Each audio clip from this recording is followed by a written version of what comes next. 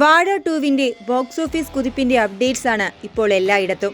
Social മീഡിയയിൽ content creators ആയിട്ടുള്ള കുറച്ച് പിള്ളേർ ഇപ്പോൾ മലയാള സിനിമയിൽ പൊളിച്ചെടുക്കുകയാണ്. ആദ്യ ഷോകൾക്കിപ്പുറം പോസിറ്റീവ് പ്രതികരണങ്ങൾ നിറഞ്ഞതോടെ ഓപ്പണിംഗിൽ വൻ കുതിപ്പാണ് വാഴ 2 നടത്തിയത്.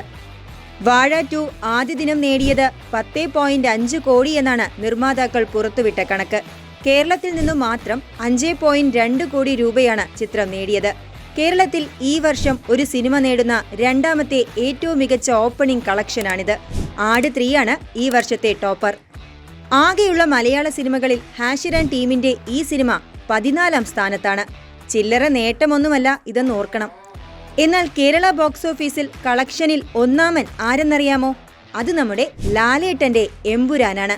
14.07 കോടി രൂപ ഫസ്റ്റ് ഡേ കളക്ഷൻ നേടിയ സിനിമ എമ്പുരാനാണ്. ഇനി അങ്ങോട്ട് ബാക്കി ലിസ്റ്റ് കൂടി പറഞ്ഞേക്കാം. രണ്ടാം റാങ്കും ലാലേട്ടൻ തന്നെ കൊണ്ടുപോയി. ഒടിയനാണ് സിനിമ, 7.22 കോടി. മൂന്നാമത് ഭഭഭ 7.2 കോടി. നാലാം സ്ഥാനത്ത് ലൂസിഫർ 6.38 കോടി. അഞ്ചാമത് മരക്കാർ അറബിക്കടലിന്റെ സിംഹം 6.35 കോടി. ആറാമതായി ഒരു മമ്മൂക്ക ചിത്രം എത്തുന്നുണ്ട്, ഭീഷ്മപർവം 6.2 കോടി. ഏഴാമതും മമ്മൂക്ക തന്നെ എടുത്തിട്ടുണ്ട്, ടർബോ 6.15 കോടി. എട്ടാം സ്ഥാനത്ത് നമ്മുടെ ഷാജി പാപ്പനും പിള്ളേരുമാണ്, ആട് 3 5.9 കോടി. 5.85 കോടി നേടിയ മലൈക്കോട്ടെ വാലിബനാണ് 9ാം സ്ഥാനത്ത്. പൃഥ്വിരാജിന്റെ ആട് ജീവിതം 10ാം സ്ഥാനത്തുണ്ട്, 5.83 കോടി.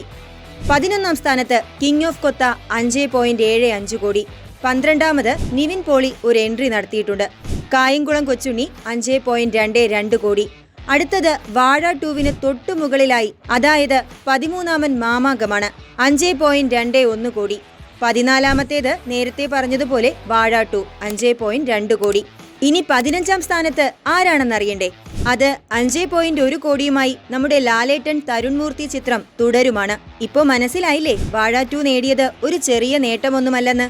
വമ്പന്മാരുടെ കൂടെയാണ് നമ്മുടെ പിള്ളേർ കട്ടയ്ക്ക് പിടിച്ചു നിൽക്കുന്നത്.